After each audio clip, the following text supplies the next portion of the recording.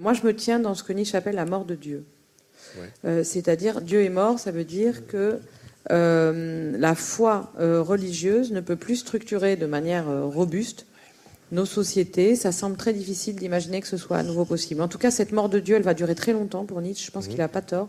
Et c'est pas parce que Dieu est mort qu'on a vaincu ses ombres. Les ombres de Dieu restent extrêmement agissantes, extrêmement puissantes. Je viens vous en donner un exemple. La temporalité téléologique est une ombre de Dieu. L'idée, c'est qu'il y a une fin. Et ça, cette manière de temporaliser qui est tout à fait particulière, l'idée que il y a une ligne qui va dans une direction et qu'à la fin, il y a une fin, comme il y a la fin d'un film. Pour Nietzsche, c'est un héritage de la manière religieuse, chrétienne en particulier, de temporaliser, avec un salut à la fin. Nietzsche vous dit, la manière religieuse de temporaliser chez nous, dans notre ère culturelle, ça a été sur un mode unilinéaire avec une fin ultime, une fin de l'histoire, qui est le salut, qui est la bonne nouvelle de la résurrection éternelle de tous. Et cet incroyable film qui finit très bien à la fin, il se trouve qu'on peut y croire personnellement, mais je crois que ce qui est extrêmement moteur pour se débarrasser de ce carcan et de se débarrasser de cette histoire, du sens de l'histoire, etc., c'est le sentiment de ce qu'est la vie, le vivant, au-delà de la vie humaine, et pour comprendre aussi ce qu'est la vie humaine et ce qu'elle doit être.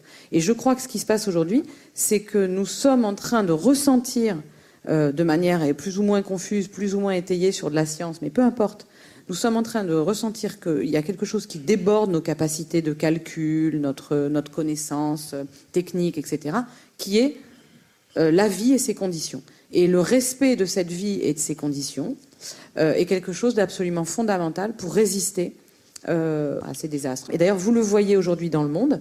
Aujourd'hui, vous avez la jeunesse du monde entier qui, dès l'âge de 12 ans, défile dans les rues pour défendre le vivant.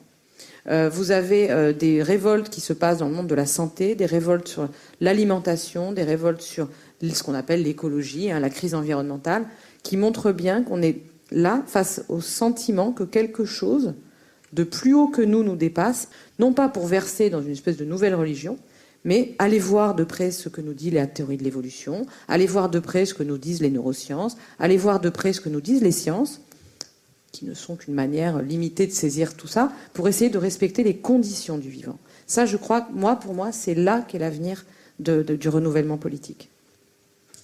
Et c'est ce qu'a fait le philosophe Otto Karl, grand philosophe écologique, au cas où on ne l'aurait pas remarqué jusque-là, maintenant ça se voit très clairement, mais philosophe que je ne connaissais pas, sinon de nom, que je n'avais jamais étudié sérieusement. Et je me suis dit, là, évidemment...